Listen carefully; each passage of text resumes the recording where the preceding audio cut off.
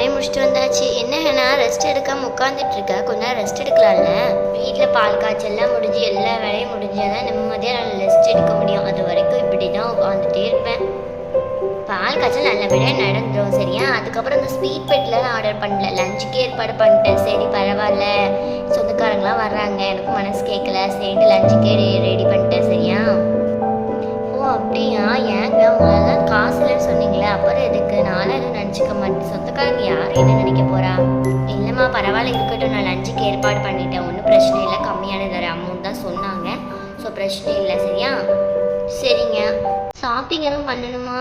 Dress எல்லாம் பிள்ளைங்க கேட்டுட்டு இருந்தாங்க, ரோஷனும். அதான் நான் சொல்லி வச்சுருக்கேன், இல்லை வேண்டாம் பைசா இருக்காது அப்பா கிட்டேன்னு சொல்லிட்டு, இருக்கிறத போட்டுக்கிறேன்னு சொல்லிட்டாங்க. உங்களுக்கு வேணால் ஏதாவது வாங்கினா வாங்கிக்கோங்க, உங்கள்கிட்ட புது ஷர்ட்லாம் இல்லைல்ல. அதோட பிரச்சனை, நான் இருக்கிறத போட்டுப்பேன், ஏன்னா பைசா இல்லை. ஸோ இருக்கட்டும், நான் இருக்கிறத அட்ஜஸ்ட் பண்ணி போட்டுக்கிறேன். நீங்கள் இருக்கிறது சாரீ கொடுத்து சாரீ தான் கொடுத்தவா செய்தா புதுசு புதுசாக எவ்வளோ சாரீ வாங்கி வச்சுருக்கீங்க, அதெல்லாம் கொடுத்துங்க சரிங்களா. அது மட்டும் இல்லாமல் ரோஸ் நல்லா ட்ரெடிஷ்னலாக கிளப்பி விடுற மாதிரி கேவும் ஃப்ராக்லாம் போடாமல் இல்லை, தாவாணி உடுத்தி அந்த மாதிரி கொஞ்சம் ட்ரெடிஷ்னலாக அந்த இந்தியாவுக்கு ஏற்ற மாதிரி ட்ரெடிஷ்னலாக ரெடி ஆயிருங்கன்னா 2 பேரும்.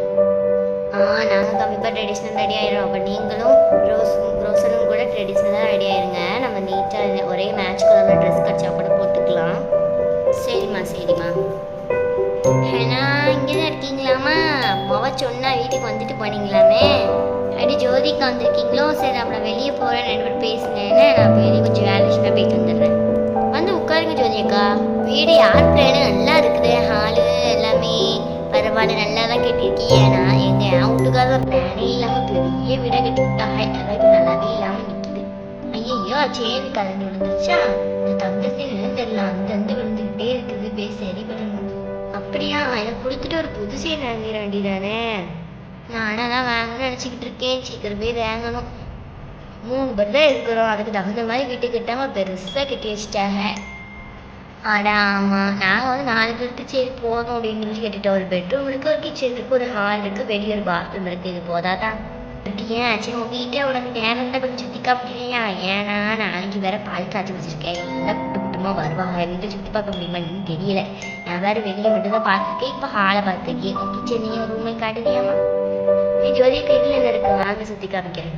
இல்லை நீ எதுக்குமா சிரமப்பட்டுக்கிட்டு நான் இப்படி பார்த்துட்டு இருந்தது ஏன்னே? அடே இதுதான் கிச்சன் போலையே, நல்லா கட்டியிருக்காங்களே, நமக்கு தகுந்த மாதிரி இருக்குது. நம்மளும் இந்த மாதிரி நீட்டாக கட்டியிருக்கலாம், பிளான் இல்லாமல் கட்டிக்கிட்டோம். அடுப்பு இது பாத்திரத்தெல்லாம் கவுத்தி போட்டுருக்குதாக்கு, நல்லா இருக்குது. கிச்சன் பாத்திரமா ரொம்ப நல்லா கட்டியிருக்கீங்கள.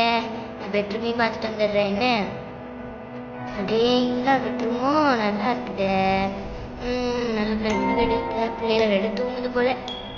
குட்டி செல்ஃபோன் இருக்குது, நல்லா வச்சிருக்கு போல. ஏன்னா நல்லா இருக்குதுமா, எல்லாத்தையும் சுற்றி பார்த்து நல்லா இருக்குது. பாத்ரூம் மட்டும் போவேல பார்த்துக்கிறேன். அப்படியா? சரி பாத்ரூம் போகும்போது சுற்றி பார்த்துக்கோங்க. எப்படி இருக்குது வீடு, நல்லா இருக்கா?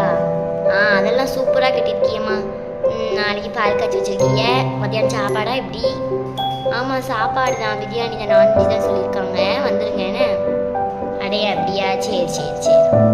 அடே ஜோதியாக்கா, நீங்களும் இங்கே தான் இருக்கீங்களோ? நான் உங்கள் வீட்டில் எவ்வளோ நேரம் நின்றுட்டுருக்கேன், இங்கே வந்திருக்கீங்களோ? இல்லைங்க, நான் அப்பளையும் என் வீட்டுக்கு வந்துட்டு என் முக சொன்னா ஆண்டி சொல்லிட்டு போகலான்ட்டு அதுக்கப்புறம் தான் இங்கே வந்தேன். நான் உன்னெல்லாம் பார்க்கலையே, அப்பளே வீட்டுக்கு போயிருப்பேன். இப்போ வந்து இங்கே சொல்லிட்டு கிடக்கி இல்லாத பிள்ளைங்க. ஆமாக்கா, வீட்டுக்கு போயிட்டேன், சும்மா தான் ஒரு பேச்சுக்கு சொன்னேன், உடனே கண்டுபிடிச்சிட்டே போலையே. வீடு நல்லா இருக்குது. நான் கூட வீடு ரொம்ப சூப்பராக இருக்குன்னு நினச்சேன், குட்டியாக இருந்தாலும் ரொம்ப அழகாக இருக்குது. பரவாயில்ல. உங்களுக்கு என்ன ஃபாரின் எடுக்காருங்க, அதுக்கு கொஞ்சம் அதிகமாகவே இருக்கும் இந்தியாவோட. பிளான் பண்ணி கட்டிருக்கீங்களோ என்னமோ. வா கிச்சனாக நல்லா லுக்காக கட்டியிருக்கீங்களே, நல்லா இருக்குது. அப்புறம் பெட்ரூமா இருங்க, நான் பெட்ரூமே பார்த்து வந்துடுறேன். இன்னும் 2 பசங்களும் தூங்கிட்டு இருக்காங்க போல, ஆனால் செல்ஃபில் இருக்குது, நல்லா தான் இருக்குது. எதையும் ஹஸ்பண்ட் தேட போகிறாங்க, நான் போயிட்டு வரேன். என்ன பார்த்து பத்திரமா இருந்துக்கோங்கப்பா. வீட்டில் பேசிட்டு போகிறப்ப சின்ன பிள்ளை தானம்மா, நம்ம பார்த்து பத்திரமா இருக்கணும்மா. நமக்கு வீட்டுக்குள்ளே தானே இருக்கிறோம், என்னெல்லாம் பேசணும்னு தெரியாமல் பேசிட்டு போகிறது.